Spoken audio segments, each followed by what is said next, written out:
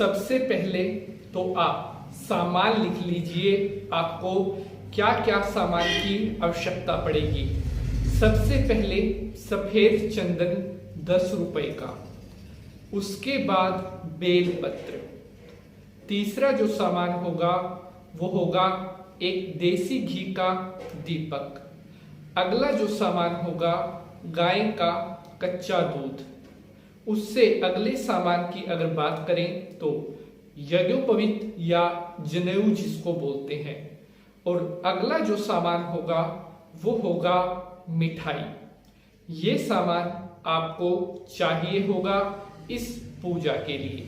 अपने आप खुद से आप यह काम कर सकते हैं जो अभी मैं आपको बताने वाला हूं।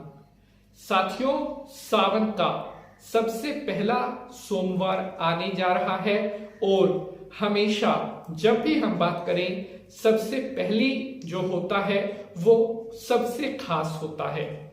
अगर आप चाहते हैं कि इस सावन में भगवान भोलेनाथ का आशीर्वाद आपके ऊपर बना रहे तो सावन सोमवार को यह एक बड़ा कार्य आपने जरूर करना है। सारी जानकारी मैं आपके साथ शेयर करूंगा और मुझे पूरा विश्वास है आप सभी को आज का यह एपिसोड बेहद पसंद आएगा। नमस्कार, आप देख रहे हैं आपका अपना YouTube चैनल और मैं पंडित नीतीश शास्त्री आप सभी का आज के एपिसोड पर स्वागत करता हूं। मेरे प्यारे बंधुजनों, अगर आपने अभी तक चैनल को सब्सक्राइब नहीं किया है तो अवश्य कर लें, क्योंकि ऐसी ही जानकारी यहाँ पर आपको मिलती रहती है। तो चलिए अब शंकर जी को प्रणाम करते हुए आज के एपिसोड को शुरू करते हैं। ओम नमः शिवाय। तो मेरे प्यारे बंधुजनों, जैसा कि आप सभी को मालूम है कि 18 जुलाई 2022 सावन का पहला सोमवार पड़ रहा है और अब मैं आपको बताने वाला हूं एक ऐसा काम जो अगर आप उस दिन करते हैं तो आपकी सभी मनोकामनाएं पूर्ण होंगी और भगवान की कृपा से आपके ऊपर हमेशा देवताओं का आशीर्वाद बना रहेगा। तो अब जो मैंने सामान आपको बताया था, इस सामान को आपने अपने साथ शिव मंदिर में लेकर के जाना है। वहां पर आप कोई आसन बिछा लें, आसन के ऊपर आपने बैठना है। सबसे पहले तो जो दूध आपके पास रखा हुआ है उस दूध से धारा बनाकर शिवलिंग पर आपने ओम नमः शिवाय बोलते हुए अर्पण करना है। जिस समय सारा दूध अर्पण कर दिया जाए उसके बाद एक गड़बी, एक लोटा ताजा जल भी शिवलिंग पर आपने डाल देना है। अब आपने इसके बाद जो सफेद चंदन आपके पास है वहां पर त्रिपुंड शिवलिंग पर बनाना है। त्रिपुंड कैसे बनाते हैं ध्यान से देख लीजिए। ये 3 उंगलियां आपने ऐसे लेनी है। इन 3 उंगलियों से त्रिपुंड ऐसे, जैसे हम मस्तक पर ये तिलक लगाते हैं, ऐसे त्रिपुंड बन जाता है। एक बार फिर मैं दिखाता हूं। ये ऐसे 3 उंगलियों से जो 3 लाइनों का तिलक बनता है इसको त्रिपुंड बोलते हैं। ये त्रिपुंड आपने शिवलिंग पर बनाना है।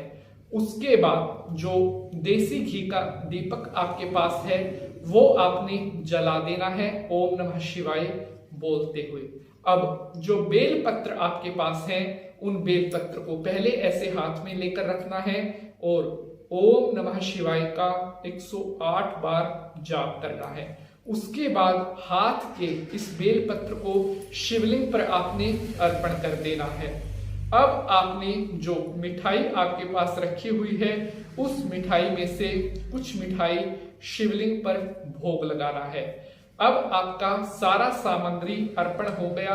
अब आपने हाथ में पुष्प और चावल लेकर के शंकर जी से प्रार्थना करनी है। अगर आपका कोई कार्य विशेष है तो उस कार्य विशेष के लिए प्रार्थना करनी है। अगर आपका कोई कार्य नहीं है, आप अपने कल्याण हेतु प्रार्थना कर रहे हैं तो शंकर जी से ऐसी प्रार्थना करें कि हे भोलेनाथ महादेव, आज सावन के पहले सोमवार को मैंने आपकी ये पूजा की है। आप इस पूजा से संतुष्ट होना और मेरे ऊपर अपना आशीर्वाद बना करके रखना। ऐसे बोलते हुए हाथ के फूल और चावल शिवलिंग पर आपने छोड़ देने हैं। प्यारे बंधुजनों, ये कार्य आपने 18 जुलाई 2022 सावन का जो पहला सोमवार आ रहा है उस दिन करना है। सुबह के समय नहा धो करके शुद्ध होने के पश्चात, और जितना जल्दी आप जाकर के मंदिर में इस कार्य को करेंगे उतना ही अच्छा परिणाम आपको इसका प्राप्त होगा। अगर ब्रह्म मुहूर्त में जाकर आप इस कार्य को करते हैं तो वो बहुत ज्यादा कल्याणदायक आपके लिए होने वाला है।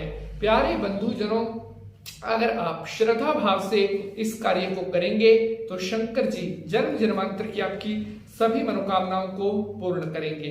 प्यारे बंधुजनों, आज के लिए बस इतना ही। अगर आपका कोई प्रश्न है तो आप कमेंट बॉक्स में पूछ सकते हैं। अब आपसे मुलाकात होगी अगले एपिसोड में किसी नए विषय के साथ। तब तक के लिए हंसते रहें, मुस्कुराते रहें। ओम नमः शिवाय।